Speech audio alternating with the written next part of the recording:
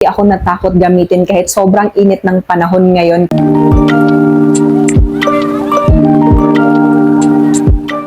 Ngayon mga ging, meron akong gagamitin na bagong product pero hindi na siya bagong labas sa market kundi matagal na siyang lumabas sa market at sobrang trending talaga nito sa TikTok at ang dami na rin gumamit ng product na to. Kaya na-curious ako kung bakit ganun kadami ang bumili ito. Kaya ito, itatry na natin siya. Itong rejuvenating set ng Sugar Dolls. Bago ko siya gamitin, syempre ipapakita ko muna sa inyo yung kondisyon ng face ko bago natin siya i-start para makita natin kung meron ba talagang pagbabago na mangyayari pag gagamitin ko itong product na to. At alam niyo naman mga gig na sobrang dami ko talagang pimple marks sa mukha ko kasi nga nung mga nakaraan is pinantad ng pimple marks yung mukha ko. So ngayon ipapakita ko sa inyo ng malapitan yung mga pimple marks ko at titingnan natin kung magla-lighten ba sila gamit nitong Sugar Dolls Rejuvenating Set. So ito siya mga ging, ayan. Meron ako ditong mga pimple marks. Dito rin sa may baba meron. Tapos dito, ayan, hindi naman na siya ganun kahalata. Pero syempre mga ging, makikita pa rin siya, 'di ba? Pero gusto ko talaga na, alam niyo yung malinis talaga yung mukha ko na wala siyang mga dark spot. Para kahit naman hindi ako kaputian, at least malinis siya, wala siyang itim-itim. Sa noo ko naman is wala naman na siyang gaanong pimple marks. Tapos ito naman kasi is, yung mga black dyan is nunal na siya. So dito lang talaga sa face ko ang merong mga pimple marks. So gagamitin natin ito for 1 month. Titingnan natin kung meron bang pagbabago sa face natin. At syempre mag-a-update rin ako at mag-video din ako habang ginagamit ko itong product na to. Papakita ko lang din pala sa inyo mga ging kung ano yung mga laman nito. So ganyan yung kanyang box, sobrang cute lang ng kanyang box. Tapos dito sa harap niya, merong nakalagay na text na "Are you ready to renew your skin?" So bubuksan na natin siya kasi ready na akong i-renew yung skin ko para matanggal yung aking mga pimple marks.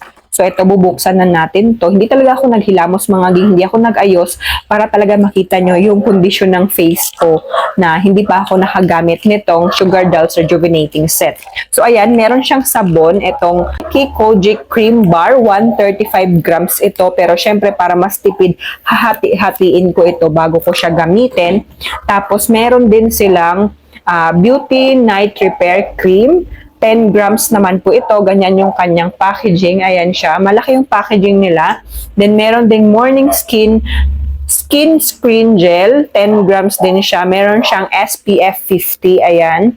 Same lang din siya ng packaging nung sa night cream nila. At syempre mga ging, hindi mawawala yung kanilang Fresh Glow Essence Deep Cleansing Toner na meron namang 50 ml ng product. So ayan, sobrang cute ng kanyang bote. At nabili ko lang pala ito sa halagang 160 pesos itong isang set. At ngayon mga ging, ang first day ko nagpaggamit ng rejuvenating set ng Sugar Dolls. At ang date ngayon ay May 8, 2024.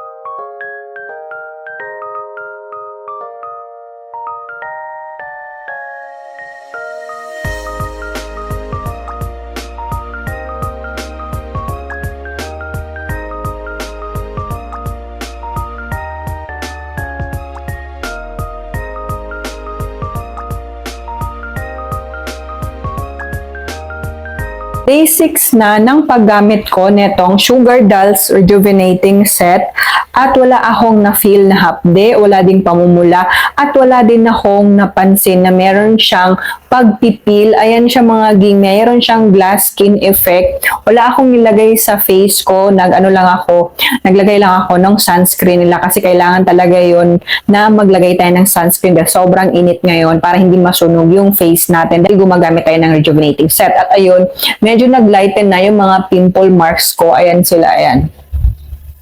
Tapos dito naman, ayan, hindi na gaanong visible yung dito na mga pimple marks. So, ayan lang muna yung update natin regarding dito sa Sugar Dolls Rejuvenating Set.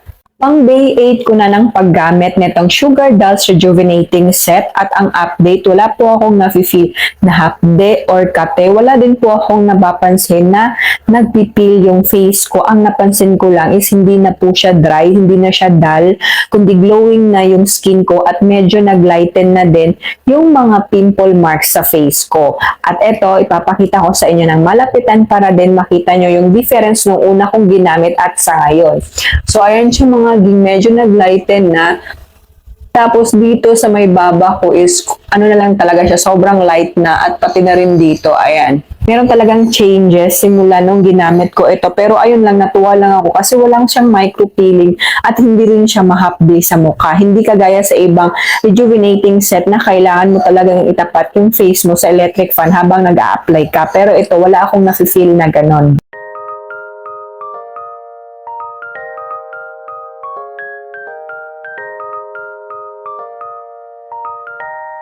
Pang day 9 ko na ng paggamit nitong Sugar Dolls Rejuvenating Set mga ging at gabi ngayon. So mag-a-apply ako ngayon ng night cream. Pero syempre lilinisin ko muna ng toner yung face ko bago ako maglalagay ng night cream. At ang napansin ko pala mga ging kanina nung naligo ako, hinawakan ko yung face ko at ginanon ko lang siya. Hindi naman siya sobrang diin. Ginanon ko lang siya at ayun, meron siyang paglilibag. So meron pala siyang micro peeling. Hindi ko lang siya napansin dahil nga palagi akong pawis, laging basa yung face ko kaya hindi naging visible yung pagpipil niya pero sobrang ano lang talaga micro peeling, sobrang liliit lang talaga ng pagpipil niya. So yun, pang day 9 ko nga ngayon ng paggamit nitong Sugar Dolls Rejuvenating Set. Sa lahat ng nagamit ko na rejuvenating set mga ging, dito talaga ako na-amaze sa Sugar Dolls Rejuvenating Set kasi nga wala kang may experience na hapde, pangangate, pamumula ng face at yung itatapat mo talaga yung face mo sa electric fan pag mag-a-apply ka. Walang ganon kasi po wala po kayong ma-feel na ganon dahil napaka-mild lang po nitong Sugar Dolls Rejuvenating Set. Sa mga gustong mag-rejuvenating set pero natatakot sila kasi nga baka ma-damage yung skin nila, eto mga ging, try nyo etong Sugar Dolls Rejuvenating Set kasi napaka-mild lang niya. Sa lahat ng na-try ko ng rejuvenating set, ito talaga yung pinaka-mild na na-try ko dahil wala ka talagang ma-feel na hapde, pamumula sa mukha at hindi rin siya sobrang bakbak pero makikita mo talaga na nag-glow yung skin mo. Katatapos ko lang maligo mga ging at sabi ko magbibigay na kaagad ako ng final verdict ko about dito sa Sugar Dolls Rejuvenating Set.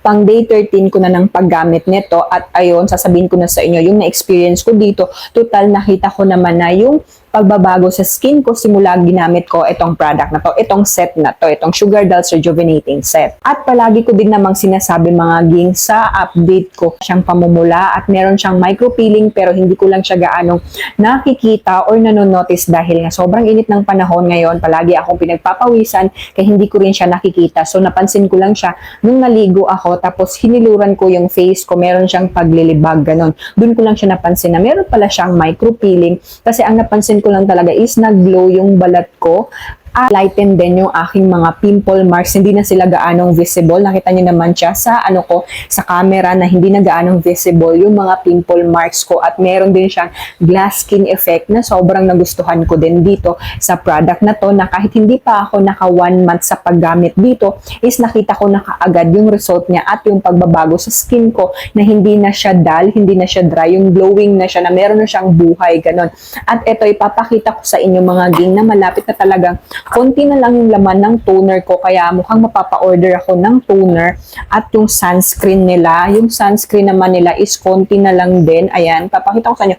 Yung scent naman, hindi ko gaanong ma-explain yung scent ng toner. Pero ito, mabango itong kanilang sunscreen. Tingnan nyo naman, sobrang konti na lang talaga ng sunscreen kasi gamit na gamit ko talaga siya dahil kung nakasubaybay ka sa channel ko, alam nyo na mahilig talaga ako gumamit ng sunscreen at hindi talaga po pwede na hindi ako mag-sunscreen sa buong araw. So, yung night cream naman is konti na lang siya.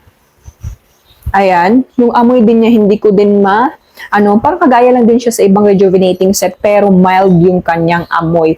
At wala rin akong na-feel na sting pag nag-a-apply ako nitong night cream nila, wala lang, parang wala ka lang in-apply sa face mo, pero ayun lang, ano siya, alam mo yung pagpapawisan ka, lalong-lalo na sobrang init ngayon, magpapawis ka at magbabasa yung face mo pag after mong maglagay nito. Kaya ang ginagawa ko, lagay ko na siya sa face ko, tapos medyo nagbabasa na siya, inaano ko na siya, pinapat-pat ko na siya ng tissue para mawala yung pagbabasa ng face ko. At ngayon mga ging, wala talaga akong nilagay sa face ko, naglagay lang ako ng sunscreen. Tapos tingnan nyo naman na meron talaga siyang glass skin effect at glowing na yung face ko.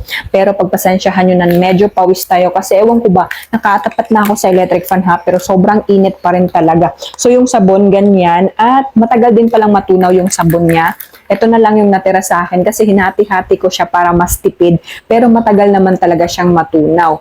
Bale, pang ano ko na ngayon, day 13 ko na ng paggamit. So nagbigay na kaagad ako ng final verdict ko sa product na to dahil nakitaan ko naman na siya ng improvement. At ang masasabi ko lang sa product na to mga ging ay napaka-mild niya sa lahat ng na-try ko na rejuvenating set. At itong product na to, ang hindi ako natakot gamitin kahit sobrang init ng panahon ngayon kasi nga mild lang siya at wala ka din talagang mafe-feel na hapde, pamumula sa face mo habang ginagamit mo itong Sugar Dolls Rejuvenating Set at marerecommend ko siya lalong-lalo na sa mga beginner na gustong gumamit ng ng rejuvenating set pero natakot sila kasi baka matapang. So, highly recommended itong Sugar Dolls Rejuvenating Set dahil hindi po siya matapang, mild lang po siya, pwede po siya sa mga baguhan na gumagamit ng rejuvenating set.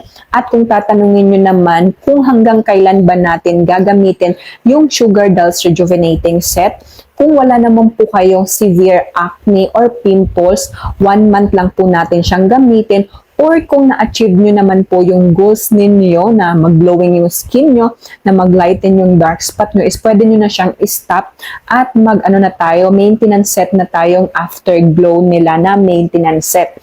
Pero kung ayaw mo namang mag-maintenance set, pwede ka naman na doon ka na lang sa toner, tapos yung sunscreen po ng Sugar Dolls. Pero kung meron ka namang severe acne or pimples, pwede pong gamitin hanggang 2 months itong Sugar Dolls Rejuvenating Set. Pero 2 months na po yung pinakamatagal na gamit nito. Pagkatapos stop nyo na po siya, pahingahin nyo muna yung face nyo. After 6 months naman na po kayo pwedeng gumamit ng Rejuvenating Set.